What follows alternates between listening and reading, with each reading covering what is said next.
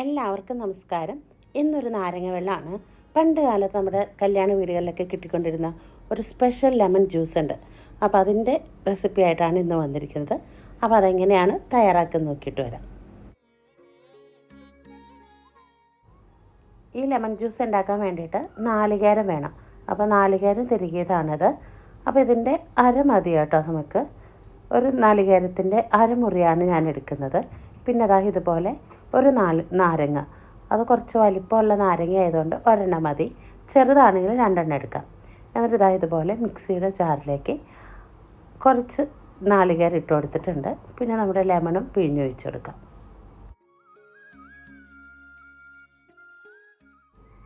ഇനി വേണ്ടത് വെള്ളമാണ്. അപ്പം ഞാൻ 2 ഗ്ലാസ് നാരങ്ങ വെള്ളമാണ് കേട്ടോ തയ്യാറാക്കുന്നത്. അപ്പം ഞാൻ അതനുസരിച്ചാണ് വെള്ളം എടുക്കുന്നത്. പിന്നെ ആവശ്യമായിട്ടുള്ള പഞ്ചസാര ഇട്ട് കൊടുക്കാം. പിന്നെ അതാ അര പച്ചമുളക്, ഇച്ചിരി എരിവുള്ളതായതുകൊണ്ട് ഹാഫ് മതി. അപ്പോൾ അതും കൂടി ഇട്ട് കൊടുത്തിട്ട് നല്ല പോലെ നമുക്കിതൊന്ന് അടിച്ചെടുത്തിട്ട് വരാം. ഇനി ഇതൊരു അരിപ്പയിലേക്ക് ഒഴിച്ചെടുത്തിട്ട് നല്ലപോലെ അരിച്ചെടുക്കാം. പിന്നെ ഇതിലേക്ക് ഒരു കഷ്ണം ഇഞ്ചി വേണമെങ്കിൽ ചേർക്കാം. ഞാനപ്പോൾ അത് ചേർത്തിട്ടില്ല. എനിക്ക് അതിൻ്റെ ടേസ്റ്റ് ഇഷ്ടമല്ലാത്തതുകൊണ്ട് ഇഞ്ചി ചേർത്തിട്ടില്ല. അപ്പോൾ ഇതാ നല്ലപോലെ അരിച്ചെടുത്തിട്ടുണ്ട്.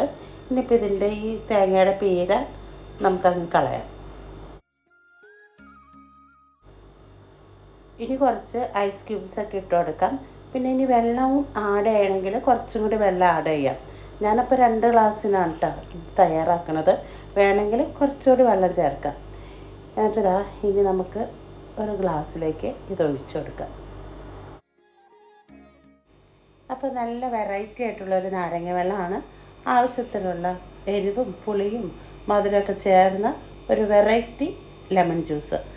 അപ്പോൾ നല്ലൊരു വിഭവമായിട്ട് വരുന്നത് വരെ എല്ലാവർക്കും ബൈ.